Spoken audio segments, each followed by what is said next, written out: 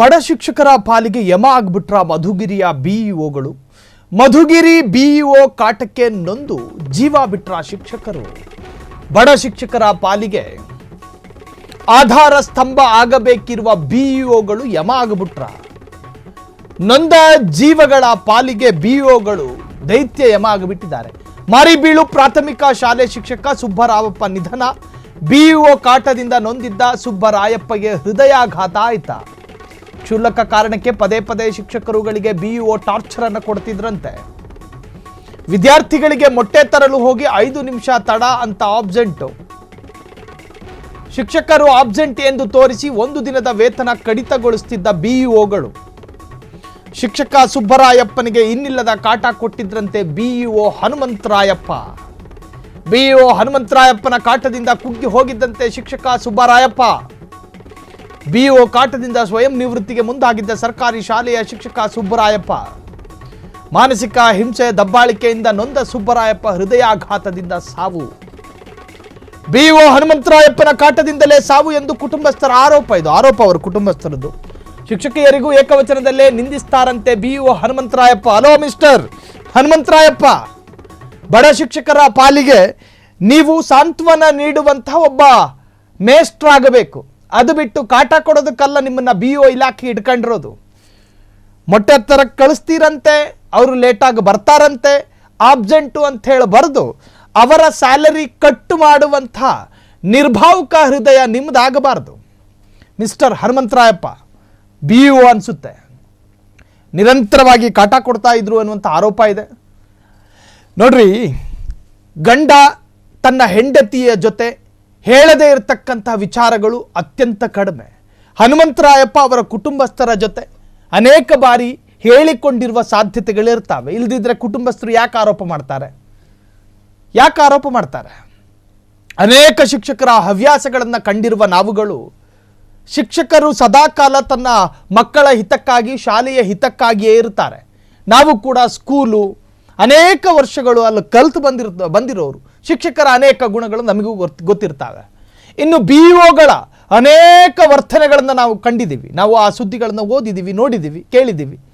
ಬಿಇಒಗಳ ದಾರ್ಷ್ಟ್ಯತನ ಮತ್ತು ಅವರ ದುರಹಂಕಾರದ ಪರಮಾವಧಿಯ ಅತ್ಯಂತ ಕಟ್ಟಕಡೆಯ ವರ್ತನೆಗಳನ್ನು ಕೂಡ ಕೇಳಿದ್ದೀವಿ. ಅದರಲ್ಲಿ ಒಬ್ಬರು ಹನುಮಂತರಾಯಪ್ಪನವರ ಆದ್ರ ಅನ್ನೋದೇ ದುರಂತ.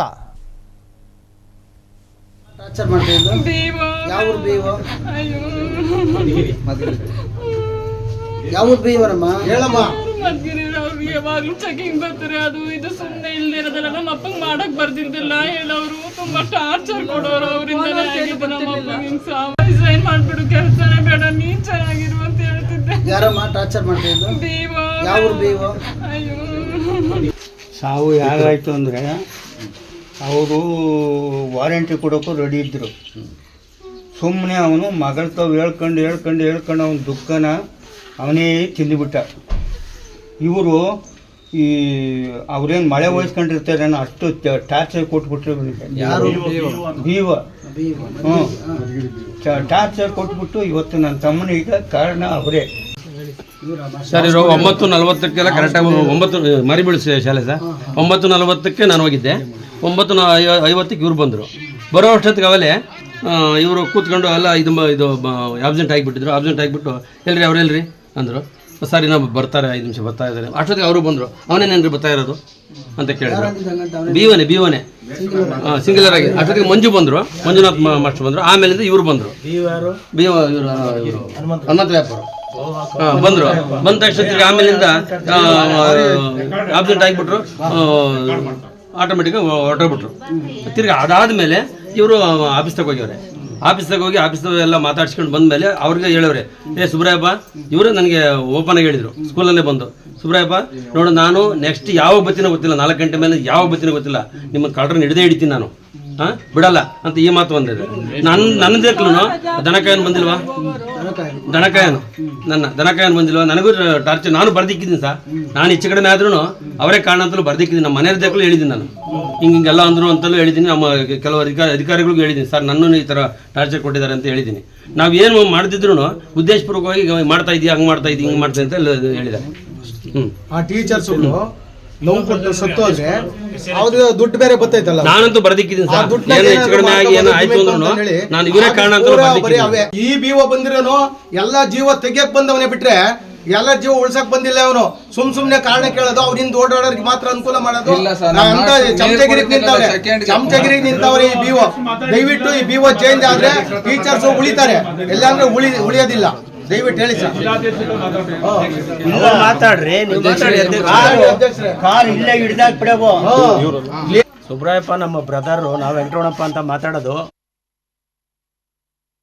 ಹನುಮಂತರಾಯಪ್ಪನ ಮಧುಗಿರಿ ತಾಲೂಕಲ್ಲಿ ಇಟ್ಕೊಳ್ಬಾರ್ದು. ಹನುಮಂತರಾಯಪ್ಪ ಗೊತ್ತಿರೋನು ಅಂತ ಹಾಕಿಸ್ಕೊಂಡವ್ರೆ. ಎಷ್ಟೊಂದು ಟಾರ್ಚರ್ ಕೊಟ್ಟು ಈ ಥರ ಮಾಡಿರೋದ್ರಿಂದ ಹನುಮಂತರಾಯಪ್ಪನ ಎಲ್ಲ ಮಲ್ನಾಡ್ ಕಡೆ ವರ್ಗ ಮಾಡಿ ಇರೋ ಮಾಸ್ಟರ್ಗಳು ಸಂಸಾರಗಳು ಮಧುಗಿರಿ ತಾಲೂಕಲ್ಲಿ ಉಳ್ಕೊಂಡು ನಿಮಗೆ ಸಹಕಾರ ಮಾಡಿರ್ತಕ್ಕಂಥ ಎಲ್ಲ ಮಾಸ್ಟರ್ಗಳ ಸಂಸಾರ ಉಳಿಬೇಕು ಅಂತ ನಾನು ಕೇಳ್ಕೊತಾ ಇದ್ದೀನಿ.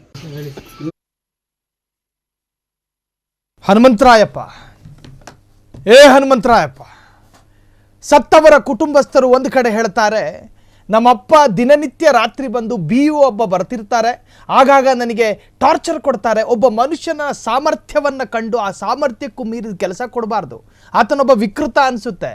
ಈ ಪಾಪ ಈ ಸತ್ತಿರುವ ಶಿಕ್ಷಕನಿಗೆ ನಾನಾ ತರಹದ ಟಾಸ್ಕ್ ಕೊಡೋದಂತೆ ಕಠಿಣ ಟಾಸ್ಕ್ಗಳನ್ನು ಕೊಟ್ಟು ಅದರಲ್ಲೊಂದಷ್ಟು ಸುಖವನ್ನು ಅನುಭವಿಸೋದು, ನಿರಂತರವಾದಂಥ ಕಾಟಕ್ಕೆ ಹೃದಯಾಘಾತ ಅನ್ನೋ ಸಂದೇಹ ವ್ಯಕ್ತವಾಗ್ತಾ ಇದೆ. ಈ ಬಗ್ಗೆ ಮಾತನಾಡೋದಕ್ಕೆ ಸ್ವತಃ ಶಿಕ್ಷಕರ ಸಂಘದ ಅಧ್ಯಕ್ಷರು ಸಂಜಯ್ ಈಗ ಫೋನ್ ಸಂಪರ್ಕದಲ್ಲಿದ್ದಾರೆ. ಸರ್ ನಮಸ್ಕಾರ. ಸರ್ ನಮಸ್ತೆ ಸರ್. ಈ ತರಹದ್ದೊಂದು ಘಟನೆ ನಡೀಬಾರ್ದಾಗಿತ್ತು, ನಡೆದು ಹೋಯಿತು. ಆದರೆ ಈ ತರಹದ ಘಟನೆಗೆ ಒಬ್ಬ BO ಅಧಿಕಾರಿ ಕಾರಣ ಆಗ್ತಾರೆ ಅನ್ನೋದಾದ್ರೆ ನಿಜಕ್ಕೂ ಕೂಡ ಇದೊಂಥರ ದುರಂತದ ಕತೆ. ಏನ್ ಹೇಳ್ತೀರಾ? ಹೌದು ಸರ್, ಇದು ತಾಲೂಕಲ್ಲಿ ಶಿಕ್ಷಕರಿಗೆ ಒಂದ್ ರೀತಿ ಮಾನಸಿಕ ಹಿಂಸೆ ಆಗ್ತಾ ಇದೆ. ಪ್ರತಿಯೊಬ್ಬ ಶಿಕ್ಷಕರು ಪ್ರತಿದಿನನೂ ಇವತ್ತು ಯಾವ ರೀತಿ ಯೋಚನೆ ಮಾಡಿ ಚಿಂತನೆ ಮಾಡಿ ಒತ್ತಡಕ್ಕೊಳಗಾಗಿ ಶಾಲೆಗೆ ತೆರಳುವಂತ ಪರಿಸ್ಥಿತಿ ಉಂಟಾಗಿದೆ. ಭಯದ ವಾತಾವರಣ ಕ್ರಿಯೇಟ್ ಆಗಿದೆ ತಾಲೂಕಲ್ಲಿ. BOರವರು ಎಲ್ಲದಲ್ಲೇ ಸಿಗ್ತಕ್ಕಂತ ಸಂದರ್ಭದಲ್ಲಿ ಎಲ್ಲಿ ಸಾರ್ವಜನಿಕ ಸ್ಥಳಗಳಾಗಿರ್ಬೋದು, ಶಿಕ್ಷಕರು ಓಡ್ತಾ ಇರ್ತಕ್ಕಂಥ ಸಂದರ್ಭದಲ್ಲಿ ಬಸ್ ಸ್ಟ್ಯಾಂಡ್ಗಳಲ್ಲಿ ಅಥವಾ ಬಸ್ ನಿಲ್ದಾಣಗಳು, ಗೇಟ್ಗಳಲ್ಲಿ, ಅಲ್ಲಿ ಎಲ್ಲಿ ಶಿಕ್ಷಕರು ಸಿಗ್ತಾರೋ ಅಲ್ಲೇ ಅವ್ರನ್ನ ಕೇಳೋದು, ಪ್ರಶ್ನಿಸೋದು, ನಿಲ್ಸೋದು, ಒಂಥರ ಅವಮಾನ ರೀತಿಯಲ್ಲಿ, ವ್ಯಂಗ್ಯ ರೀತಿಯಲ್ಲಿ ಮಾತಾಡ್ತಕ್ಕಂಥದ್ದು ಅಭ್ಯಾಸ ಮಾಡ್ತಾ ಇದ್ದಾರೆ. ಅಲ್ಲ, ಅವ್ರ ಕರ್ತವ್ಯ ತಾನೆ. ಅವ್ರು ಬರ್ತಾರೆ, ರೈಡ್ ಮಾಡ್ತಾರೆ, ಶಿಕ್ಷಕರ ಆಕ್ಟಿವಿಟೀಸ್ ಗಮನಿಸ್ತಾ ಇರ್ತಾರೆ, ಒಂದಷ್ಟು ಪರೀಕ್ಷೆಗಳನ್ನು ಮಾಡ್ತಾರೆ ಶಿಕ್ಷಕರದ್ದು.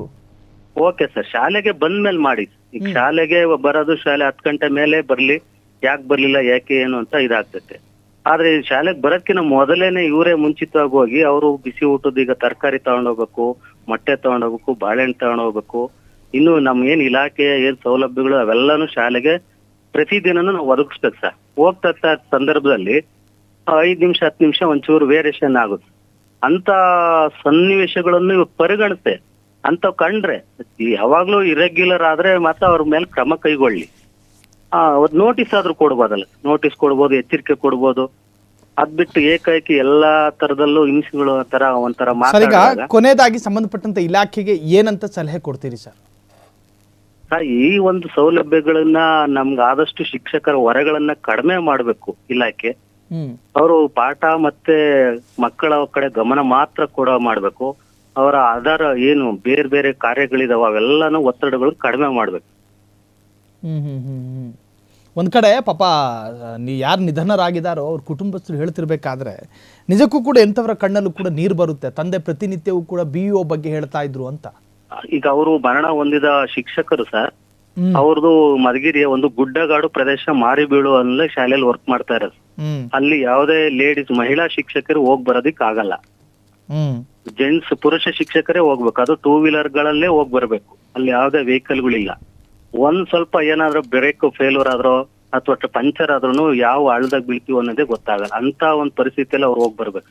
ಆ ಒತ್ತಡಗಳಲ್ಲಿ ಇವರು 5 ನಿಮಿಷಕ್ಕೆ 10 ನಿಮಿಷಕ್ಕೆ ಅಲ್ಗಾಲೆ ಇವ್ರು ಅವ್ರಿಗಿನ ಮೊದ್ಲೇ ಇವರೇ ಮುಂಚಿತವಾಗಿ ಹೋಗಿ ಮೇಷು ಬಂದ್ ಕಾದಿದ್ದು ಬಂದ್ರಲ್ಲ ಅಂತ ಹೇಳಿ ಅಟ್ಲೀಸ್ಟ್ ಹಿಂಗ್ ಮಾಡಪ್ಪ ಹಂಗ್ ಮಾಡು ಅಂತ ಹೇಳಿ ಇದ್ ಮಾಡ್ಬೋದು.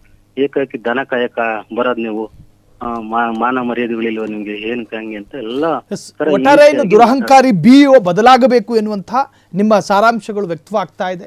ಜೊತೆಗೆ ಪಾಪ ಥ್ಯಾಂಕ್ ಯು ಸರ್, ಇಷ್ಟೊತ್ತು ಫ್ರೀಡಮ್ ಟಿವಿ ಜೊತೆ ಮಾತನಾಡಿದಕ್ಕೆ ಧನ್ಯವಾದ ತಮಗೆ.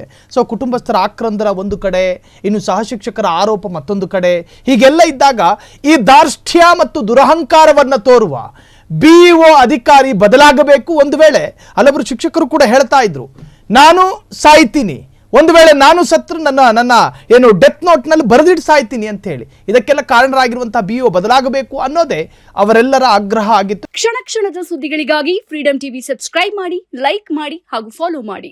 ಹೊಸ ಸುದ್ದಿಗಳ ನೋಟಿಫಿಕೇಶನ್ಗಾಗಿ ಬೆಲ್ ಐಕಾನ್ ಮೇಲೆ ಕ್ಲಿಕ್ ಮಾಡಿ.